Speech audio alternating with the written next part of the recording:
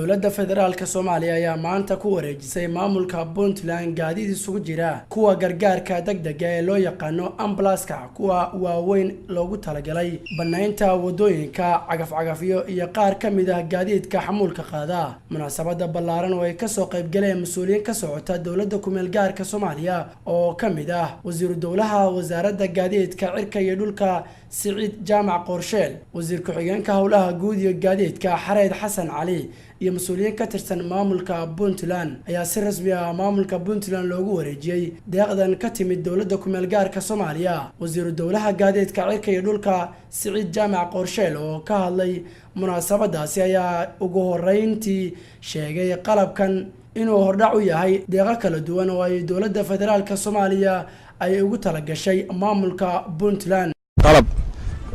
qalabkaas oo aad halkan aad ku aragtaan xagga dambe hadda ka muuqda oo ah qalabkii wadooyinka maaragtay laga shaqeynayay oo aan filayno in muxuu ahaa deeqdaas ay wax weyn ka tiri doonto horkaca muxuu ahaa isku xirka gaar ahaan dowladda federaalka iyo maamulka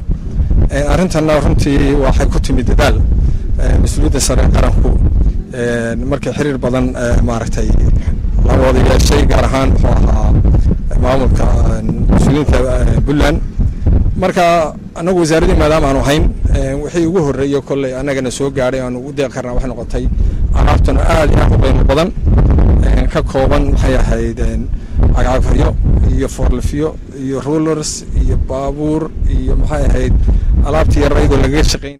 wasiirka amniga Puntland Khaliif Ciise Mudan oo ka hadlay munaasabadaasi ayaa sheegay inuu maamulka Puntland uu ka gudoomay deeqdan ka timid dowladda ku meel gaarka Soomaaliya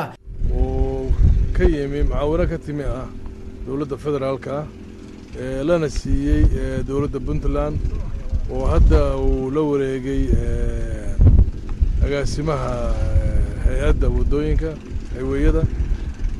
sidoo kalena uu joogo wasiir ku-xigeenka howlaha guud oo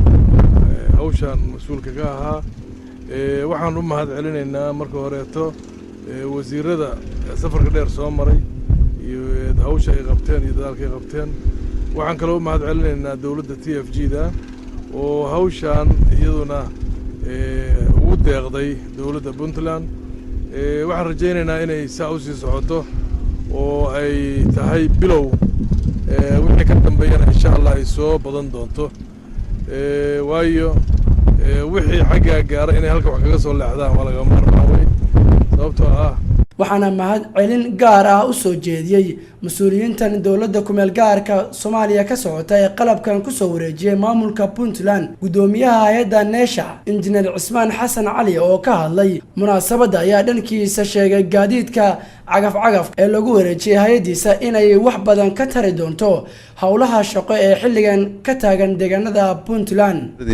dowladda خاصة لبض وزارة دولستا iyo gaadiidka dhulka cirka iyo wasaaradda howlaha guud oo shaqeyn si khaas ah oo shaqeyn loo ka hadalnay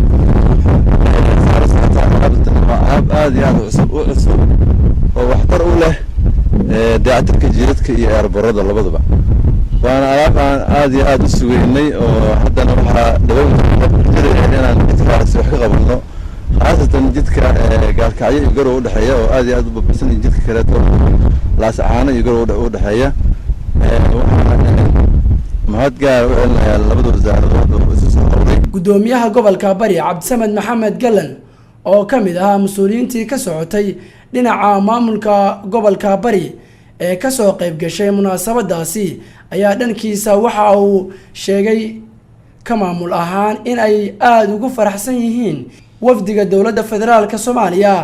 ee magaalada Boosaaso waxaana uu u rajeeyay inay marar badan ay soo gaari doonaan deegaanada Puntland. wafdi ahaan soo dhaweynayna waana u mahad celinaynaa wasiirada noo yimid Siciid Qorsheel iyo Xareed dowladda federaalka si guud baan ugu mahad celinaynaa madaxweynaha ra'iisul wasaaraha iyo golaha wasiirada iyo golaha baarlamaanka waxaan uga mahad celinaynaa wada shaqaynta wanaagsan iyo ka warqabka ay ka warqabaan dadkoodii iyo shacabkoodii iyo maamuladii waddanka ka jiray.